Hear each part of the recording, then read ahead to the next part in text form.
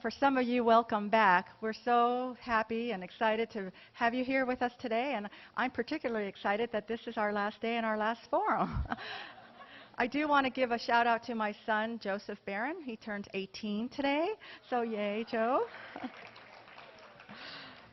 And a couple of real quick housekeeping notes before we introduce our first speaker.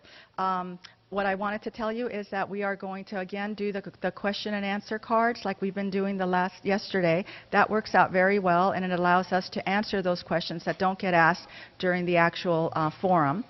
So don't forget to do that. If you remember, what we had you do was write the question, and then we will collect them right before the question and answer period. And some of you are saying there are no white cards, so we'll make sure you get them. Hopefully we haven't run out. If we did, we might have to readjust. Okay. All right then. Good morning, and thank you all again for coming. Today I have the pleasure of introducing a woman who has dedicated her life to public service. As you read through her bio, you will note that Ms. Fitzgerald has truly made a difference in the lives of the civilian workforce and our military children.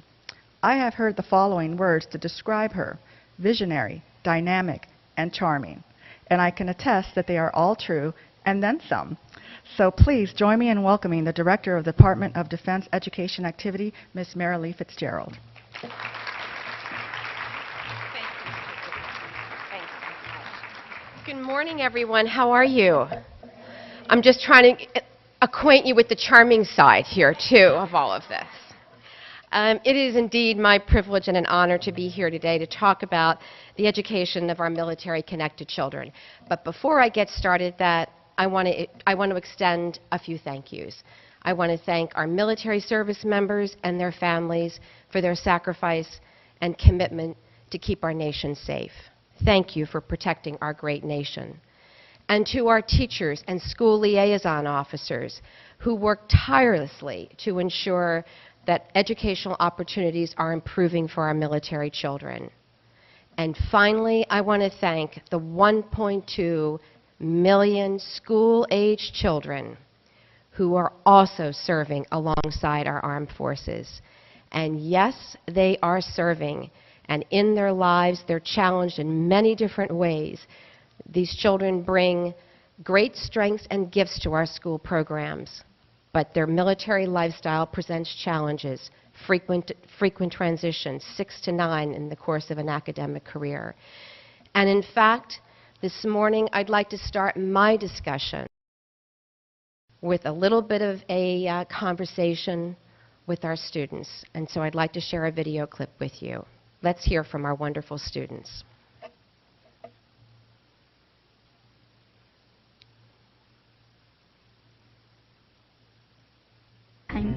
My father's been deployed 6 or 7 times. 4 or 5 My times. dad has been deployed He's been 8 or 9 deployed times. 7 My father's times. been deployed 3 times. Deployed right now. My dad's deployed all right 3 went now, to Iraq. and he's been deployed ever since I He's came fixing here. to deploy again.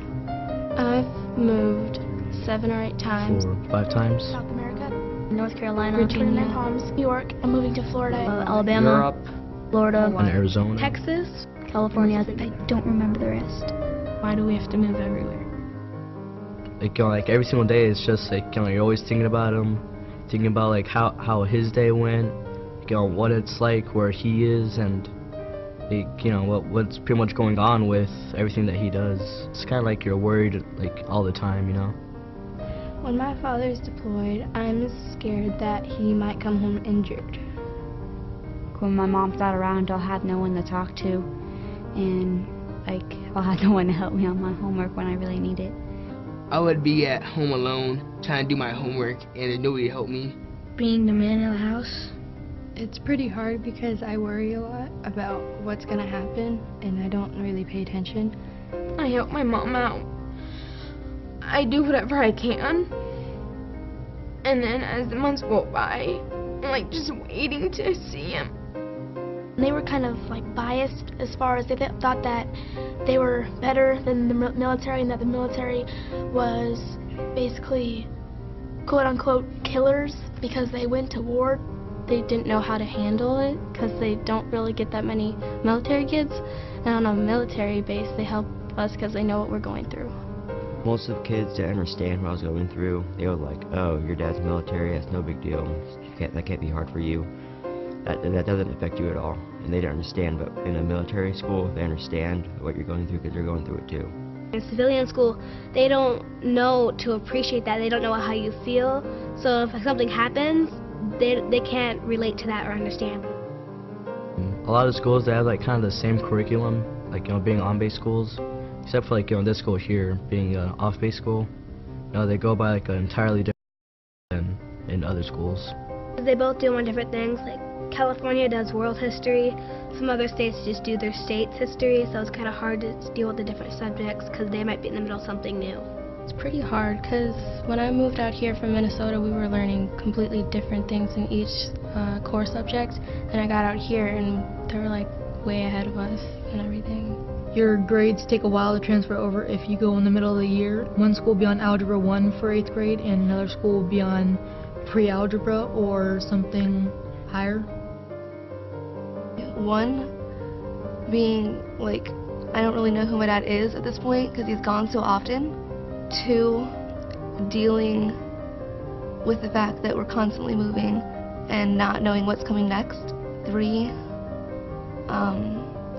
having people who don't understand you whatsoever. It's hard when he leaves.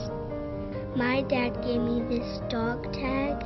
It says, "Kaylee, be strong. I love you. Be home soon. Love, Daddy."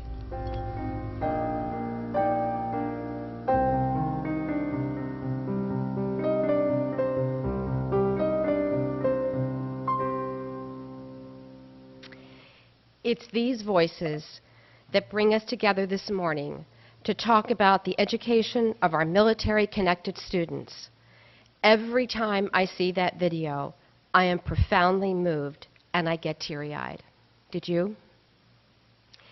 And while these students want and need our empathy, they really need our teachers and our schools to do something specific, tangible, and meaningful to minimize the academic, social, and emotional disruption that occurs each and every time they move to a new school.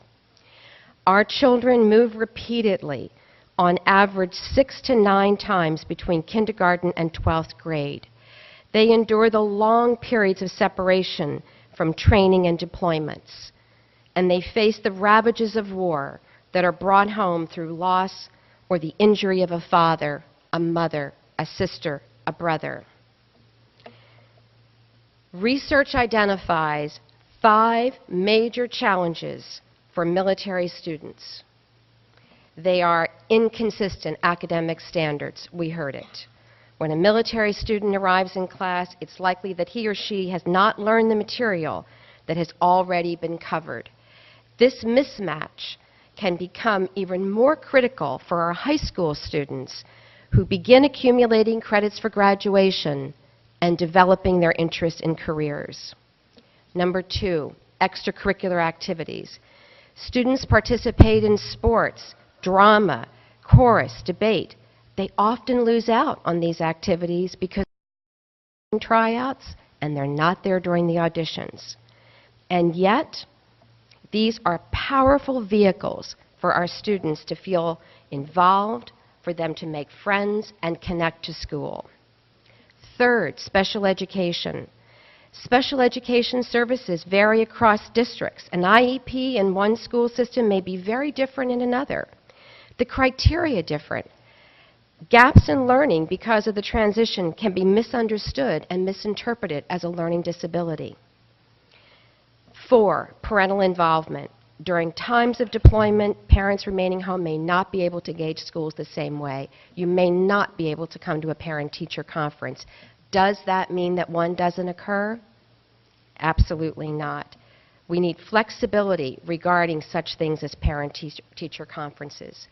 And 6, the social adjustments. We see it here. Students wonder whether they will fit in, whether there will be a lunch buddy. Some students are sad and they're sullen. They don't want to go through the trouble of making new friends. Again, research tells us there are 5 great challenges before our military children: inconsistent academic standards, extracurricular activities, special education, parental involvement, and social adjustment that our schools have to deal with, must deal with. So we come together today to have a discussion about how we build resiliency in our children through education, with the war in Iraq having officially ended and a time period having been set for the withdrawal of our troops from Afghanistan. And while deployments in service to our nation will not end next year, the reduction of a tactical engagement in Iraq and Afghanistan will result in our men and women in uniform transitioning back to life at home. Some will return from deployments to face new careers, and while others will be training for new missions. This reintegration will be stressful for our military families, and we will see it in our schools. I believe, though, that our schools can provide a setting in which military children can feel a sense of security. And in the words of one principal, schools are a bedrock, a constant safe place, no matter what is going on at home and no matter where one is in the deployment cycle. So how does education build resiliency in children? I'm going to focus on 3 significant ways. There are others, but there are 3 significant ways. Great teachers, great schools. Very simple. Great teachers and great schools understand the military lifestyle and the impact that the lifestyle has on student performance. And they create welcoming and supportive and student-centered learning environments. 2, great curriculum that provides for the continuity of learning, and I'm going to come back to those words, varied and challenging courses that meet student interests.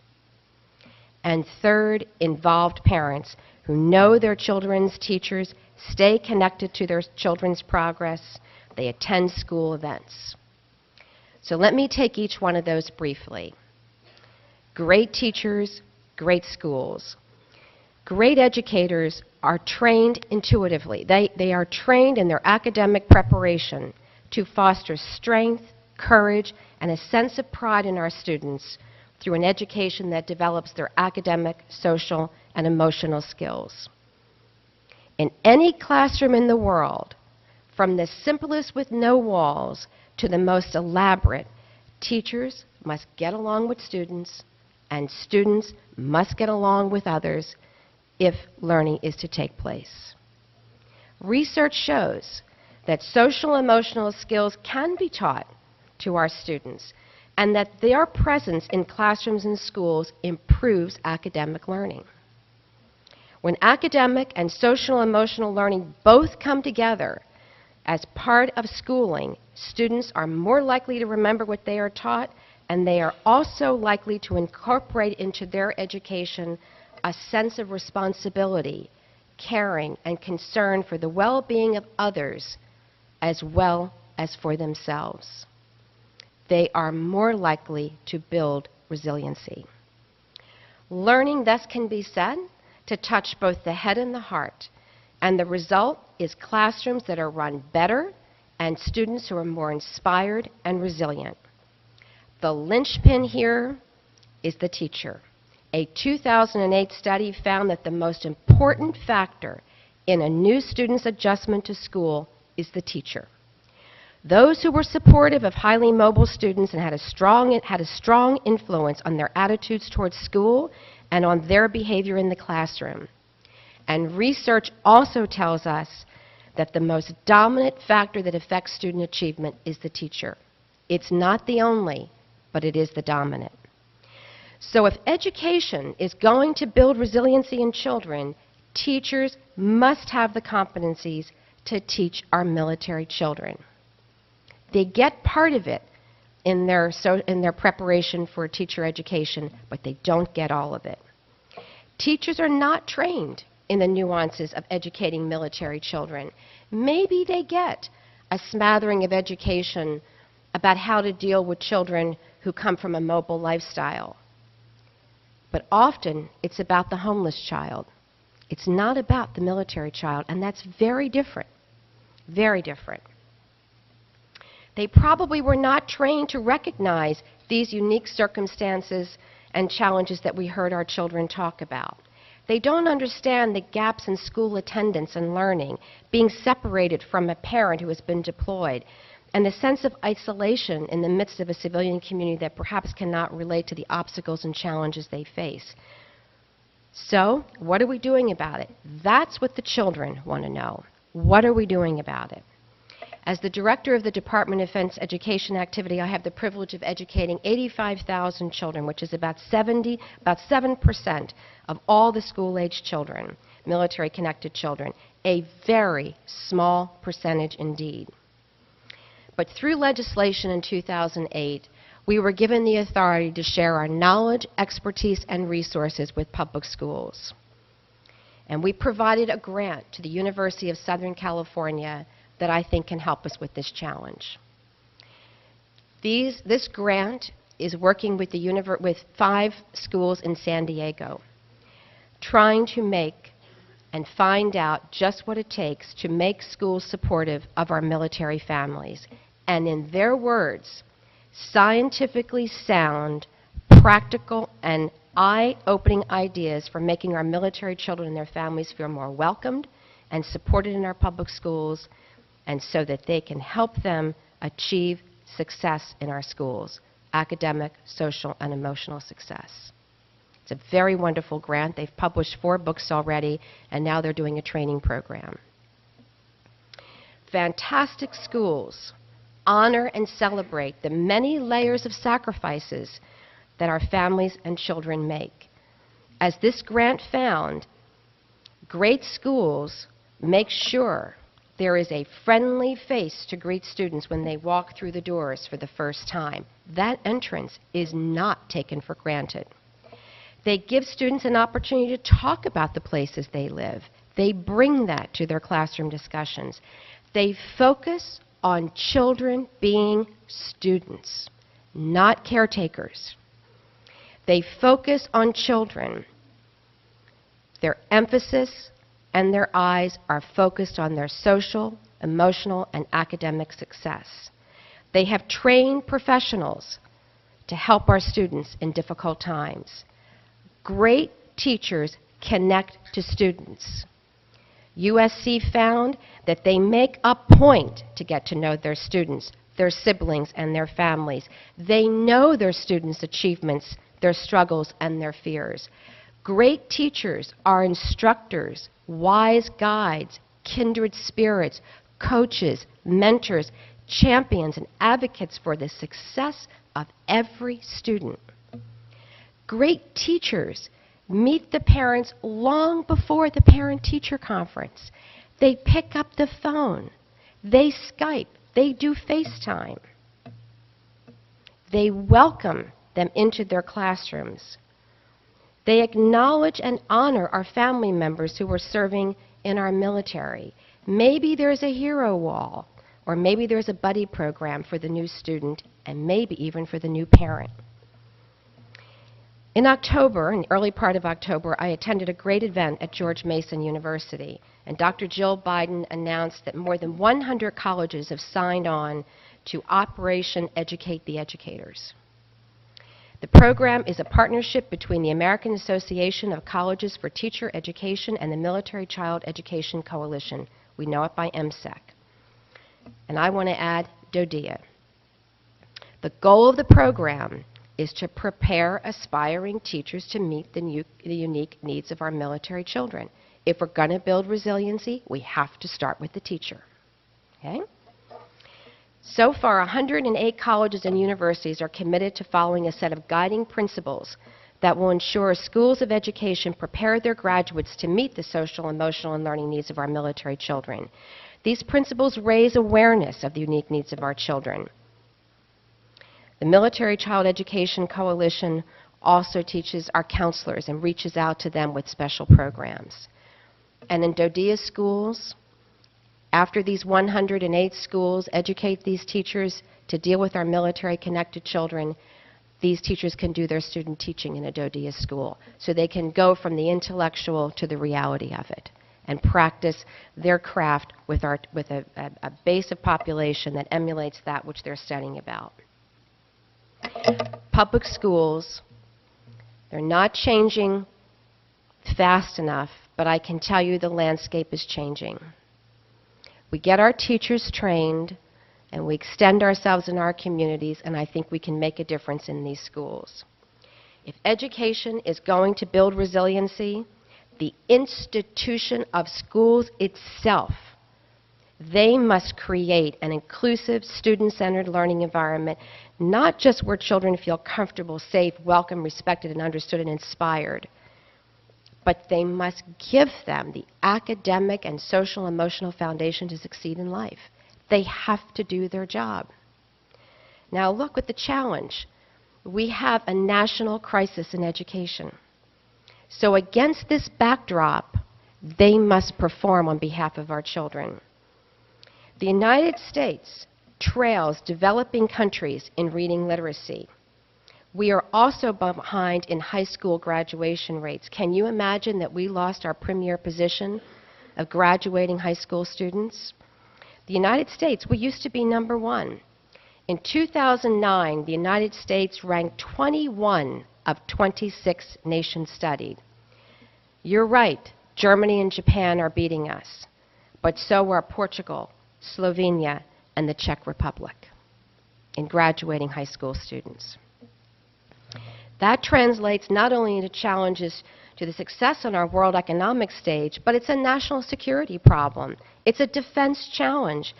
There are numerous reports out there that say that our children are not prepared to go into the military.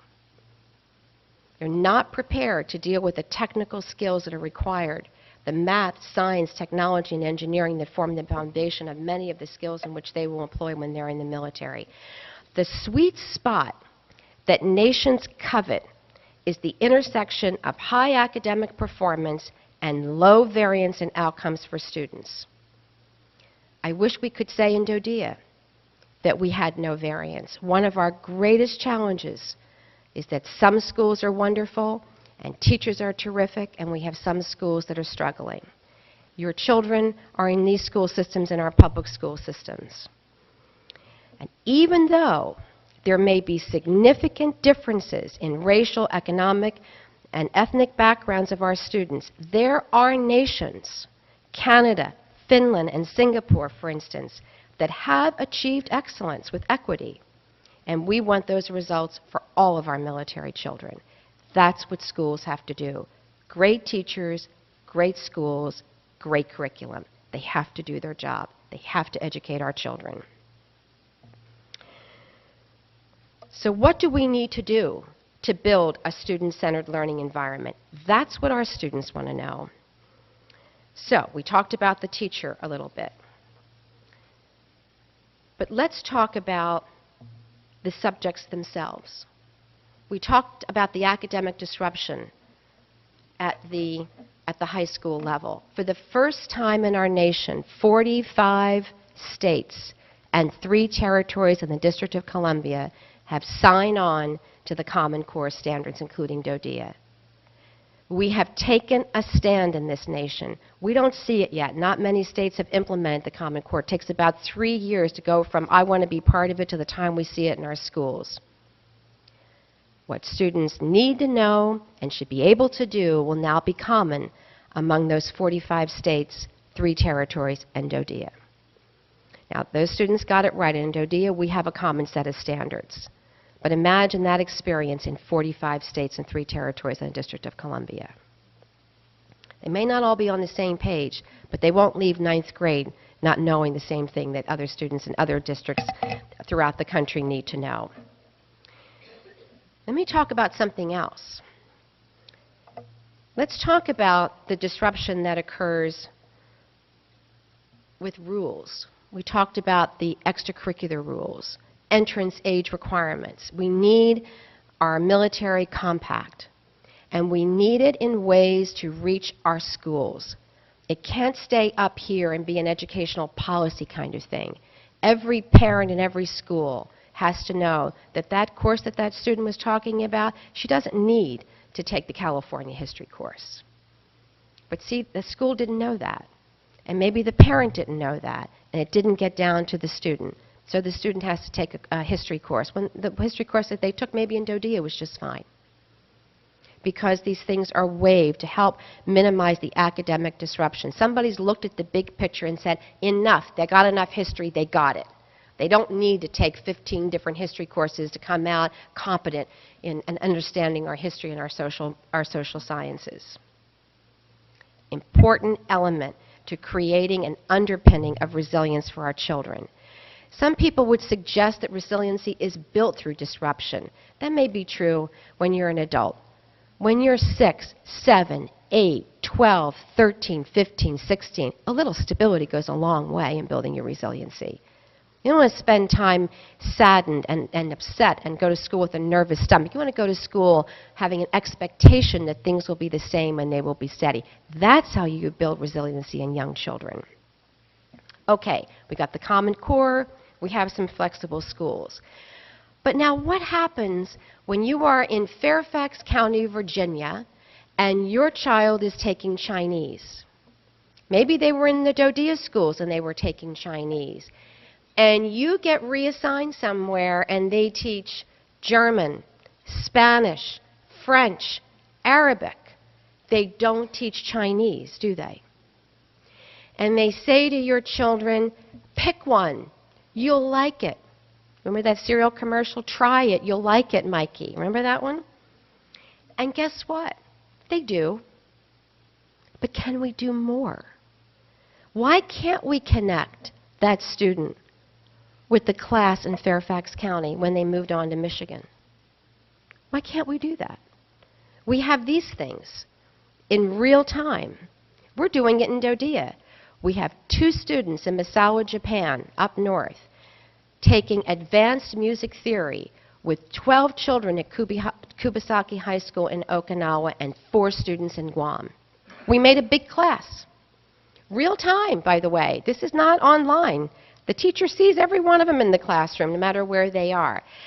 That's 6 students, 4 in Guam and 2 in Misawa, where I can tell you we would not have put a teacher to teach advanced music theory.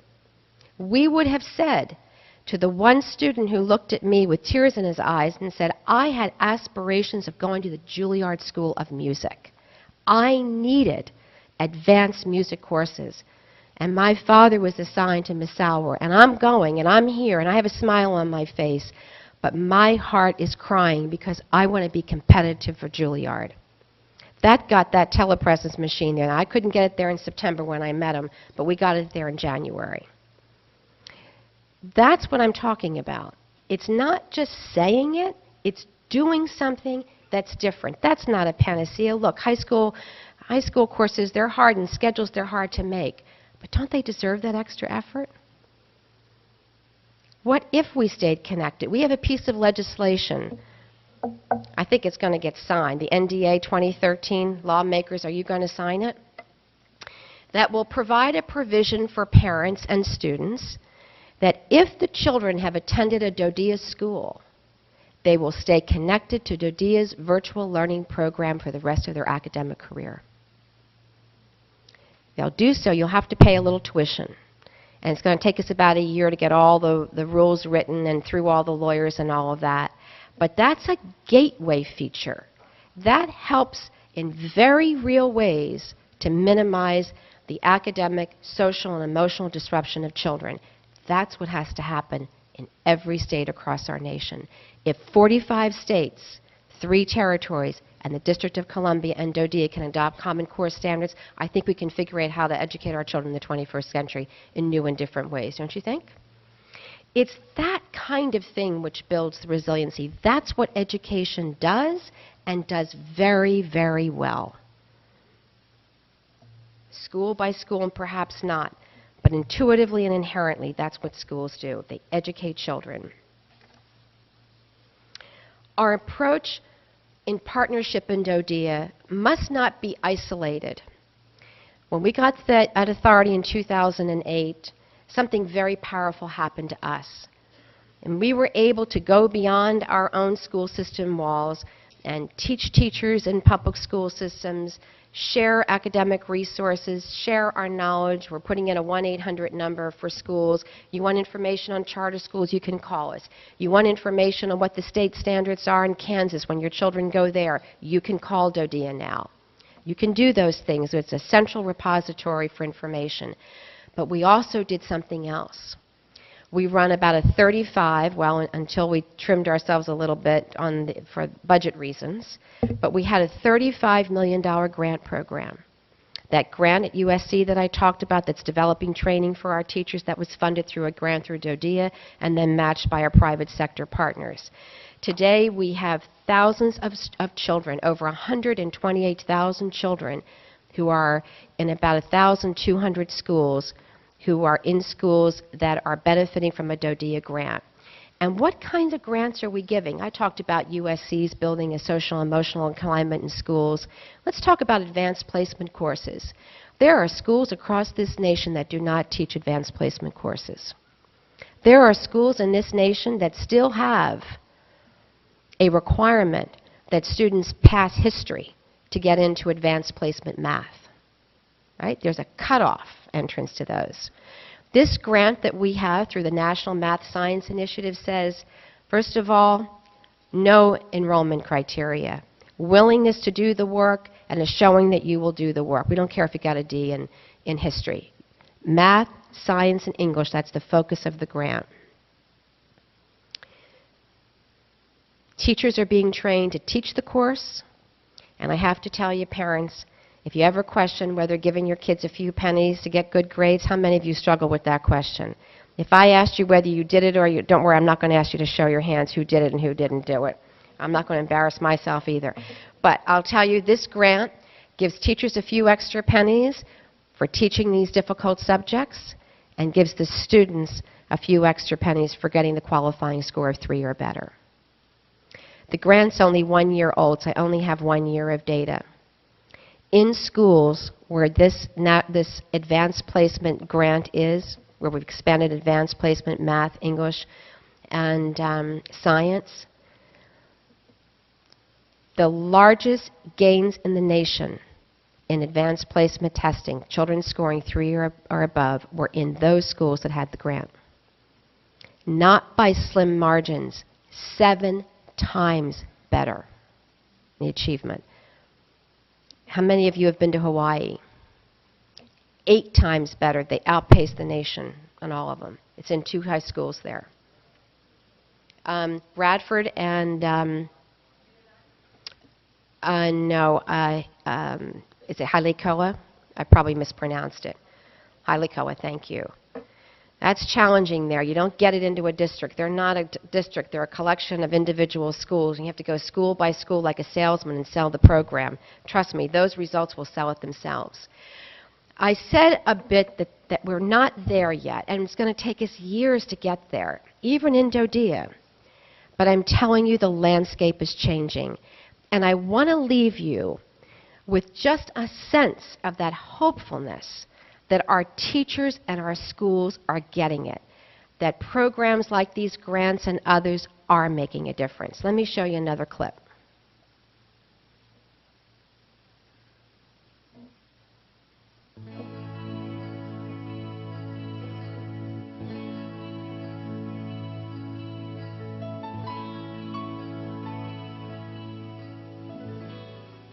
We fall under that new normal.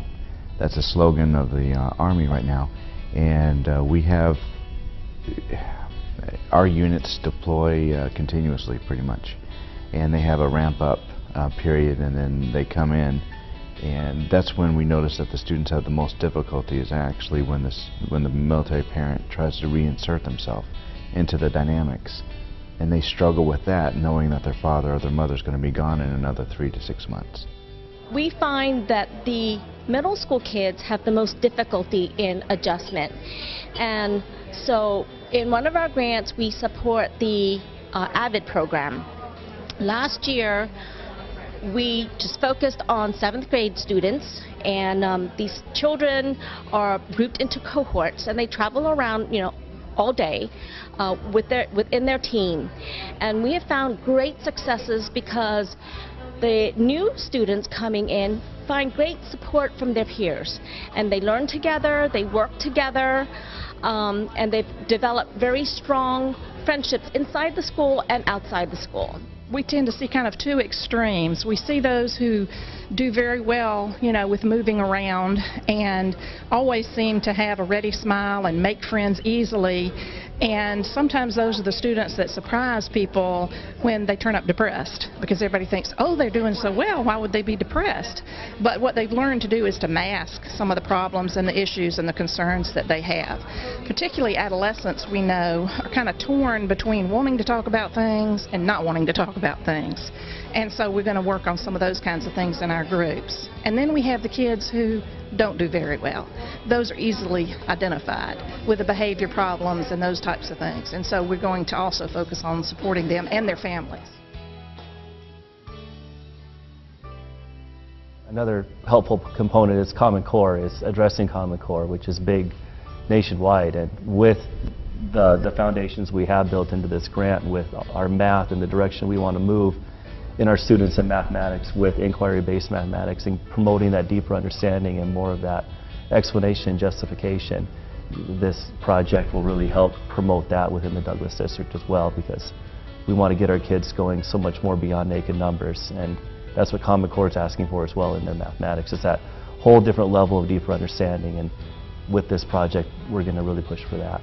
We've begun to offer transfer math and transfer English and transfer science courses. Students who transfer to schools from other countries or other states often have to still meet New York State regulations for graduation, for Regents diplomas. Often if they're transferred mid-year, previously they have lost those credits. Now with the use of online learning, in particular, we're able to offer dual courses for those Army students who come into our school district. They're able to complete the courses that they have started in previous schools and at the same time take the requirements for New York State to get a Regents diploma.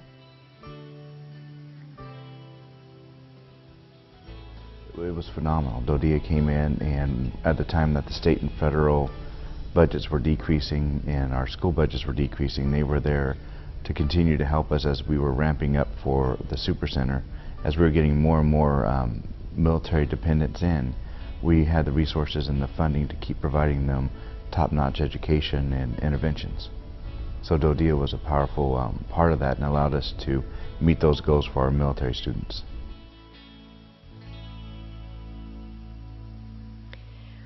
This is not a sales pitch for DODEA. It's saying that everybody has to put some skin in the game.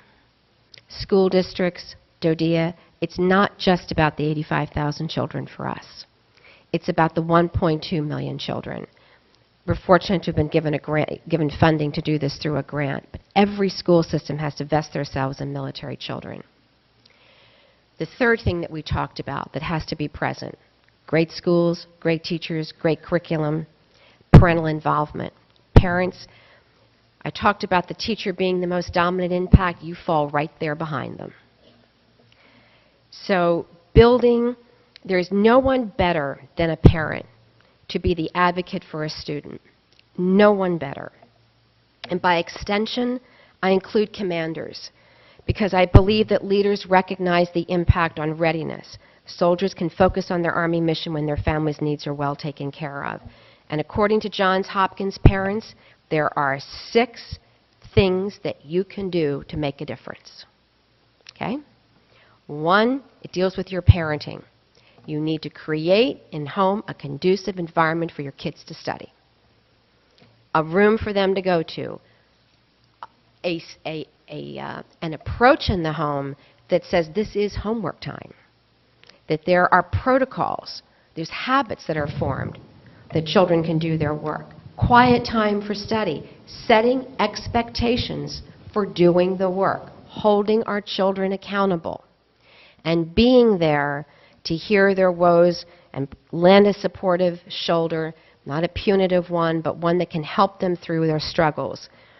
From a school's perspective, Our families, our schools need to be offering parenting skills to some of our young families who perhaps don't understand how that can happen in a home. What needs to be done in a home? How do you do it when you're a single parent? You heard one of our grant recipients who's going to work on that for us. 2, communicating. Parents, you have to effectively communicate with the schools. If you're not fortunate enough to be in a school where the teacher picks up the phone or Skypes you or FaceTimes you, imagine how we made all these things verbs. Skype and FaceTime. I just got into FaceTime. I absolutely love it. Now I can see my son, all 26 years of him. And you can, but you can call. You can say who you are. You can share with them what's going on in your home. You can share the deployment schedule with them. You can share the things that are tugging at the hearts of your students that may make them a bit ill-equipped that day. You can share the exuberant things that go on in your home. Volunteering. Maybe you're not at school every day. Maybe you can't volunteer in the library. But maybe you can do a chaperone event. Maybe you can bake a cookie or a cake for a bake sale. Volunteering in school. You have to be able, at some point, either by phone or recognition, that they know who you are in your schools. It makes a big difference. And schools have to create opportunities for parents to volunteer in very different and creative ways when we talk about military families. And learning at home. I couldn't do the Algebra 2 either, but I sat beside my student while I did it. You can't disconnect yourself from the learning. Stay with them, hang in there. You don't have to do it. You can go, they can get help on tutor.com, but they have to know you're vested in their learning. Makes a difference. Be part of the decision-making process. We do this really well in special education. Parents are co-partners and co-decision makers. Do we do it in social studies? Does the teacher intuitively call you when a decision has to be made about your student's academic performance? Maybe not. Maybe not. And collaborating with the community. Even though we're new in our communities, we have to understand what's available, not only within the military community, but the community writ large. Our children may need resources, and you may need to access them. 6 very discrete, critically research-based activities of parenting and engagement with schools that make a difference in student achievement. Not just fun, not just interesting, but make a difference in the success of your students in school. And of course, you do this so well where you model the value of an education and you stress the importance of attendance.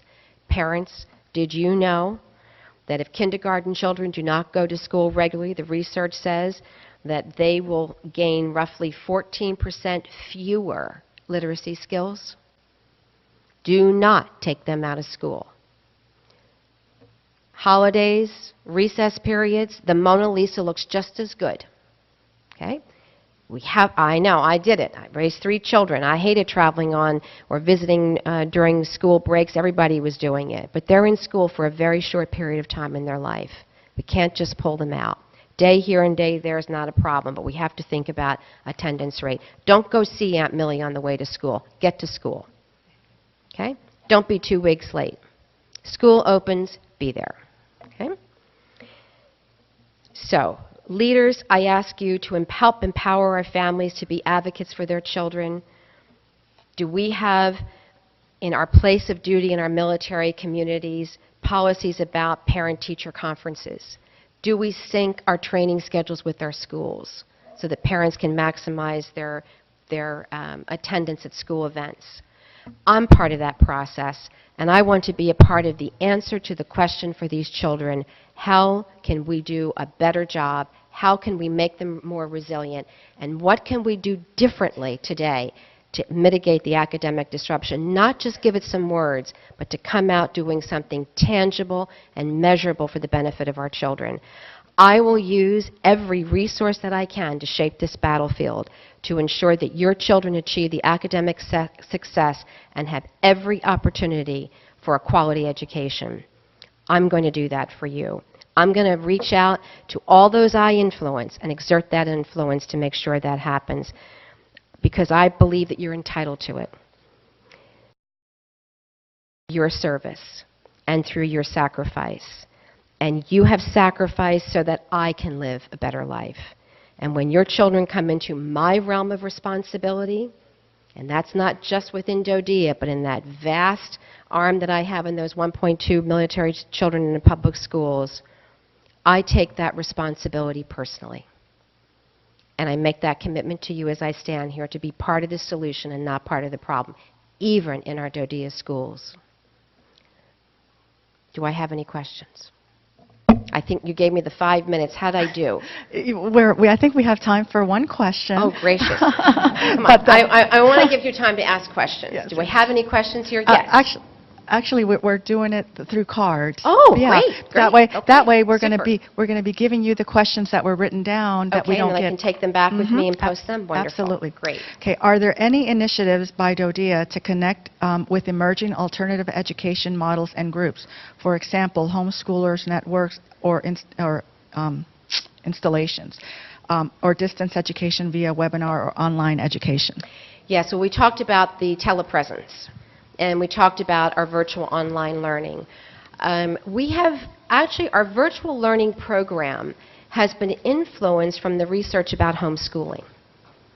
So there's work to be done further, but I would say as a foundational element in bringing that curriculum to our children, we understand through the work of homeschoolers how that can happen effectively and the things that we must watch out for as we pursue our own program. For example, we learned through our homeschooling children that unless these online learning programs are two-way and provide for a lot of contact, they're not going to get anywhere with it. I see some heads nodding. They have to be able to interact with the teacher. They have to be able to do projects with other kids. Even though they're not coming into the school setting to do that, they have to very much have vibrant, interactive tools. So we've put those in our DODEA curriculum. In terms of our charter schools, we've learned the best practices. We keep looking at the research. They certainly haven't been influential when we talk about, kind of extending some of the rules. We have a major effort underway, will soon, on hiring reform. A lot of what we want to do came out of the research on our charter schools. So yes, we are reaching out. I would say probably the most exciting thing, though, is our telepresence and virtual learning. Well, Ms. Fitzgerald, thank you so very much for your time and your words and all that you shared with us today. We've got a stack full of questions that we'll be giving you, and so that we can get, I know, some answers. We've got just a crowd here that is very committed to our children's education, and we're very excited and proud to have you at the helm because you are also very committed to our children's education. It's my honor. I read every one of those myself. Some of them I answer myself, too. So. Personally, as I communicate to you, so they don't go into some bin somewhere for somebody else. I told you I'm vested in it. Each and every one of them I'll read and get you an answer and ensure that it's responsive. Thanks again. Thanks for what you do. Enjoy the next couple of days here. Are you all from Washington? No. Well, you brought great weather. Where are you from? 80 degrees today. Anyway, take care. Thanks, everyone. Thanks for what you do. We'll just give them all to her. Would that make you think? Especially the virtual ones we've got.